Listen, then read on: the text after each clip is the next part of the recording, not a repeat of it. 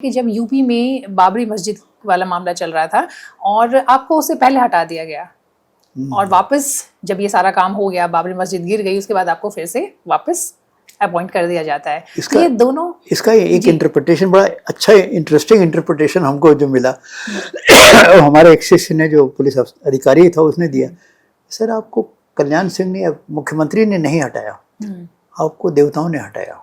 मैंने कहा क्या मतलब भाई? उनका सर बाबरी मस्जिद गिरना है ये तो ईश्वरीय विधान में था, ये तो गिरना है ही, पर वो ये नहीं चाहते थे कि इसका अपयश आपको मिले, इसलिए उन्होंने आप ऐसी परिस्थिति बनाई कि आप हटा दिए गए। और जब बाबरी मस्जिद गिर के फिर स्थिति दूसरी बदल गई तो आपको फिर डीजीपी बना दिया। ये सब ईश्वरीय विधान था, उसके तहत ये हो रहा था। आप, हालांकि मुझको तो उस समय मतलब बहुत ह्यूमिलिएशन लगा था। 11 बजे आपको बुलाया जाता है और 11:30 बजे तक आपको कागज़ थमा दिएगा कि आप हटाए जाते हैं, और कहा गया कि 1:30 बजे तक आप चार्ज हैंड ओवर कर दीजिए। मतलब इतना ही, मतलब डीजीपी को हटना, मतलब चार्ज देना बड़ी बात है।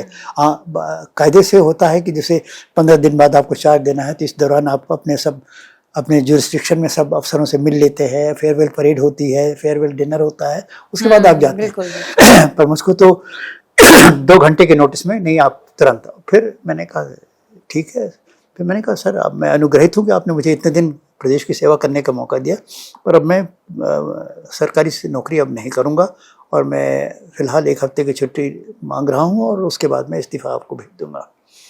तो उन्हें लगा कि ये दरोगाओं में होता है ना, वैसे सबऑर्डिनेट रैंक में होता है कि साहब छुट्टी के बहाने पे भाग जाते हैं, चार्ज नहीं हैंड ओवर करेंगे। उनसे लगा कि नहीं, पर आप उनका कल्याण सिंह ने कहा नहीं आप चार्ज हैंड ओवर करके जाइएगा। मैंने कहा सर आप इससे निश्चिंत रहिए, मैं चार्ज हैंड ओवर करके ही जाऊँगा, पर मैं सरकारी नौकरी में नहीं करूँगा। तो मैंने कहा कि मैं अभी छुट्टी ले लेता हूँ, बाद में इस्तीफ़ा भेज दूँगा। तो छुट्टी तो खैर मैंने लंबी छुट्टी ले ली थी, और उसके बाद मैं अपने तुरंत में 24 घंटे के अंदर मैं सरकारी घर खाली किया, अपने प्राइवेट घर में आ गया जो मेरा महानगर लखनऊ में था। और फिर उसके बाद तो बाबरी मस्जिद गिर जाती है, मुझको मालूम नहीं, मुझको शाम को किसी ने बताया कि किसी का फ़ोन आ गया, सर आपने टीवी देखा? उनका नहीं। उनका क्या हुआ? सर जल्दी टीवी खोलिए, उसमें बाबरी मस्जिद गिर गई। तो मैंने देखा तो वहाँ तो कुछ था ही नहीं। जब तक मैंने दिन भर में वाक़या हुआ, शाम को किसी ने मुझे बताया, तब मालूम हुआ कि बाबरी मस्जिद गिरी। उसके बाद प्रदेश में दंगे होने लगे, राष्ट्रपति शासन लागू हो गया।